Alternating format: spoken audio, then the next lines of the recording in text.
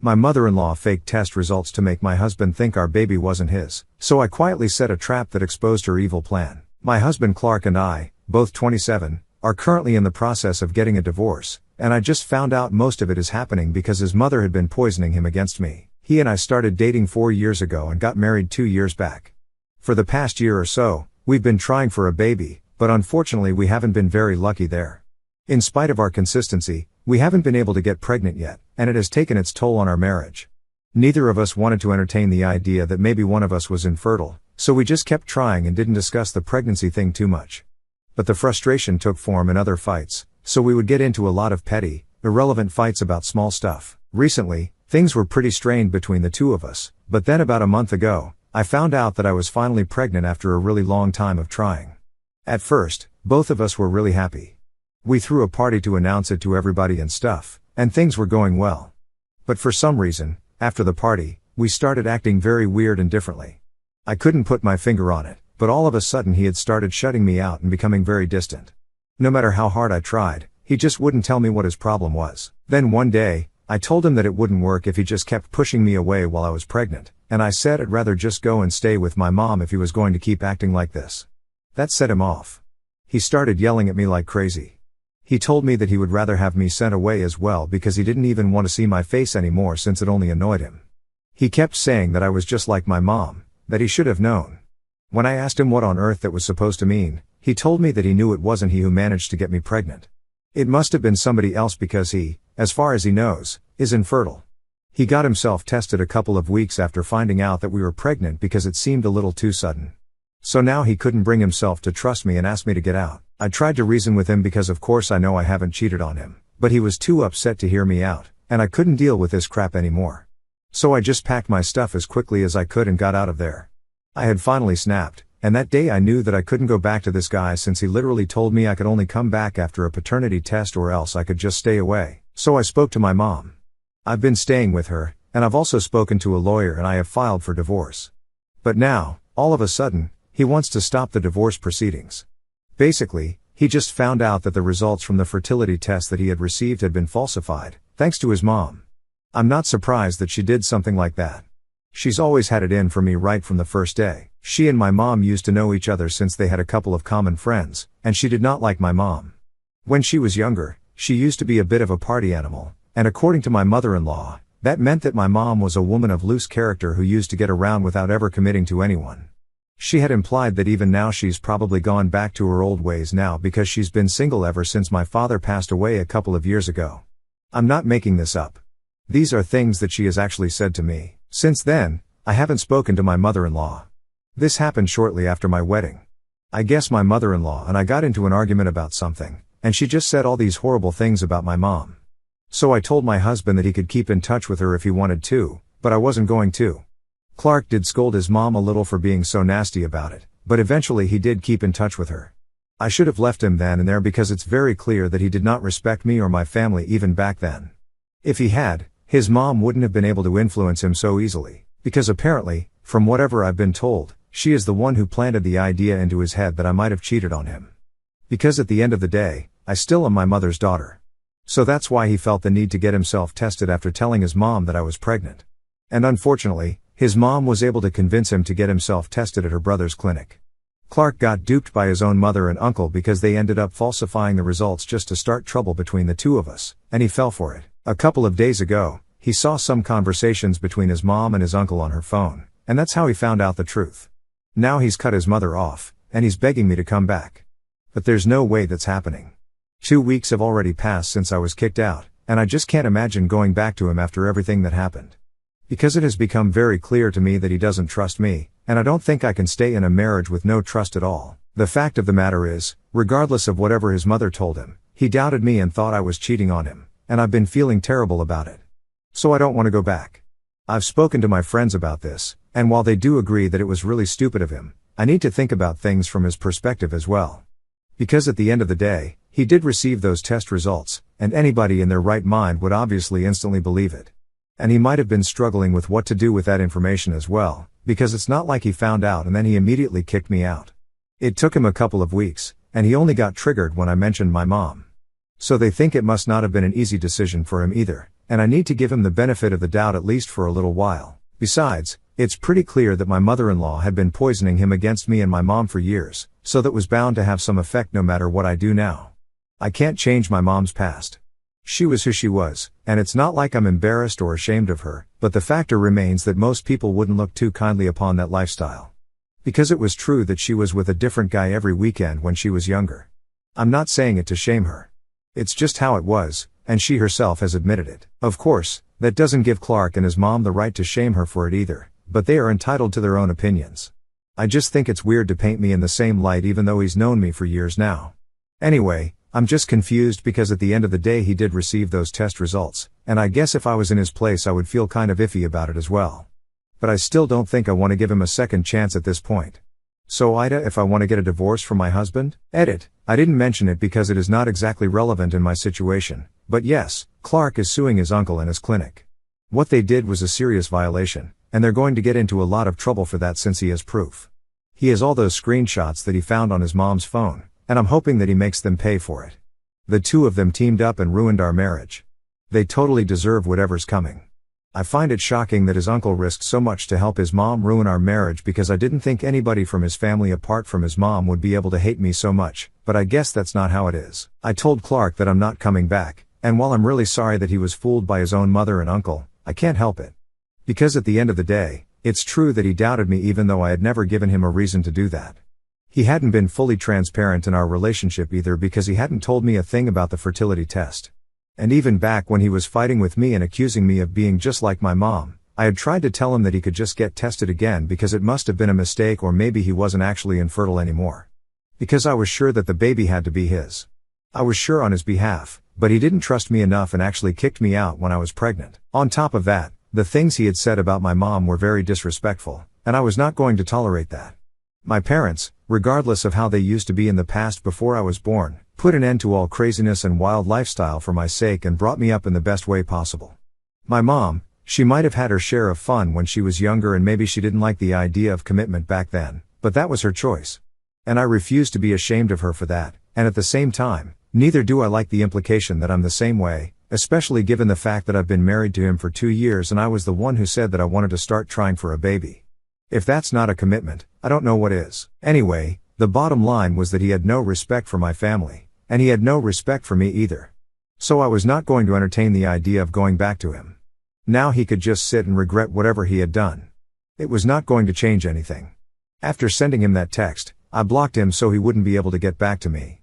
For a couple of days, nothing happened, so I thought that maybe he had accepted his fate. But then about 5 days after that message, he sent me a text from a different number saying that he really wanted to meet me and talk to me because he knew that we could work it out and he did not want to give up on our marriage so easily, especially right now when I was about to become a mother.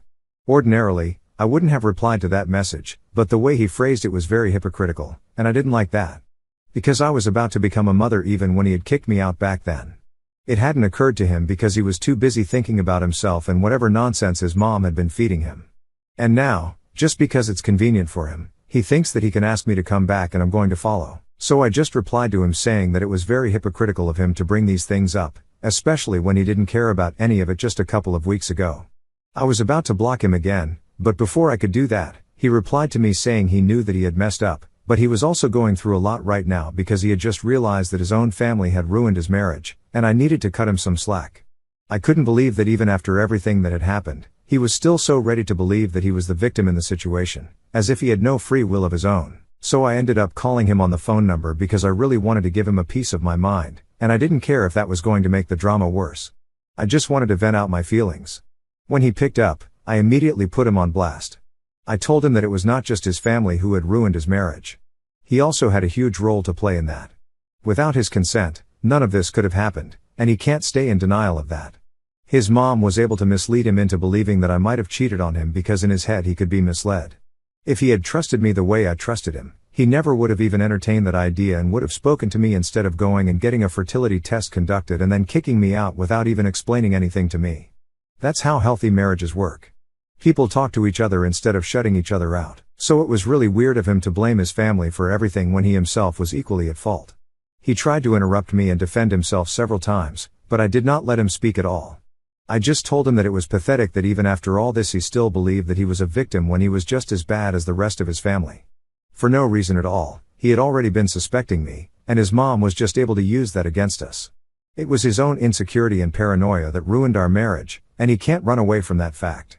After having said all that, I finally hung up. Now I don't care what happens. I feel a lot better because I was able to get that off my chest. Ever since that last phone call, Clark and I have had no conversations apart from when we have to interact through our lawyers, but on a one-on-one basis, we've just been steering clear of each other. I know that he has filed a lawsuit against his uncle and his fertility clinic, so with that and plus the divorce, of course, I'm guessing that he pretty much has his hands full. We haven't even spoken about the child custody arrangement yet, but I'm guessing that we can put it off until our baby is finally born. I haven't really decided what I want to do about that because honestly I would much rather have my baby with me at all times, but my mom thinks that that would be unfair. At the end of the day, regardless of how he was as a husband, he might prove to be a good father, and if there's any chance that our baby can have a good normal life in spite of the current circumstances, I should take that chance. So I don't know. I might have to share custody with him, but I know for a fact that when the baby is too young, I'm going to be able to spend as much time as I want with him or her. For now, that's my only consolation. My mom has been taking me to all the doctor's appointments, and things have been going smoothly with the pregnancy as well, which I'm really thankful for because I've been quite worried that all this stress was going to take its toll on my body and somehow affect the pregnancy. But I guess my baby and I are made of stronger stuff than I thought, so things are going well for now. Even then, all that said and done, I do find myself feeling quite disappointed occasionally that my baby is not going to have the kind of life that I had. I know that lots of babies are born into divorced families and they turn out completely fine. I don't have anything against the idea, but I don't know. I just hope that maybe my baby would have both parents working as a team. So I do feel bad about the divorce, but it's too late to turn back now, and even if it wasn't, I don't think it would be a good idea because clearly Clark and I don't work well together. I think my baby would rather have two good parents who work separately than one bad team screw everything up. At least that's what I tell myself so that I don't feel too disappointed about what's going on, because the guilt is real. I feel like I'm taking away my chance at having my baby's happiness or something. It's weird because I know that I'm technically doing the right thing for all of us, but I don't know. It's not that easy. Once we were seated in the nearby coffee shop, he told me that keeping the divorce and all our disagreements aside, we still had to come to a common ground about how we would raise our child. He said that we could take a breather for a couple of months because we just got done with the divorce and everything, and then we could start discussing the custody arrangement. But before that, he just wanted to speak to me in person so we could see if we were both on the same page or not, so as to avoid any complications in the future. I told him what I wanted, that I wanted the baby to spend the most time with me in the initial stages because I felt like at that time the presence of the mother was most important, and he could keep visiting me whenever he wanted to. I was not going to stop him, and he could spend as much time as he wanted to with the baby. He would only have to leave for the night. I was going to be staying with my mom, so I would have all the help that I needed, and I wasn't too worried about doing everything on my own. He seemed fine with that idea. Then he told me that once the baby was a little older, then we would have to share custody, and maybe the baby could spend half the week with me and the other half with him. We spoke on it some more and decided to stick with this for now and make any changes once the baby is a little older and if this arrangement doesn't seem to fit. Then we were able to come to an agreement about the custody. I think we decided that in a couple of months we would speak to our lawyers again, have the paperwork drawn up, and get it all covered legally. The discussion actually went a lot smoother than I expected, and by the end of it I realized that this was the first time that we had spoken since that last phone call where we fought, and we had managed to be civil with each other. So I realized that maybe co-parenting the baby was not going to be that difficult of a task anyway, and I'm really glad for that. Because if he was planning on being difficult throughout that, I might have had to file for full custody, and I really wouldn't have enjoyed that because I'm sure that he would have fought tooth and nail, and that would have been a whole thing. Rather than that, I'm glad that the two of us have decided to put our differences aside for now just for the sake of our baby. In fact, after we got done talking about the custody arrangement, he even told me that he was really sorry that he hadn't been there for me as a father of the baby and that I had to deal with all the medical stuff with just my mother by my side. I told him that it wasn't that big of a deal, but he promised me that from now on he was going to try and be there for me because that's the least he could do for me and the baby after everything that he had screwed up. He didn't say the words, but I knew that he was sorry about everything that had gone wrong. I guess he was scared of ruining the conversation that we were having, so he didn't bring it up, but he hinted at it, and that was enough for me.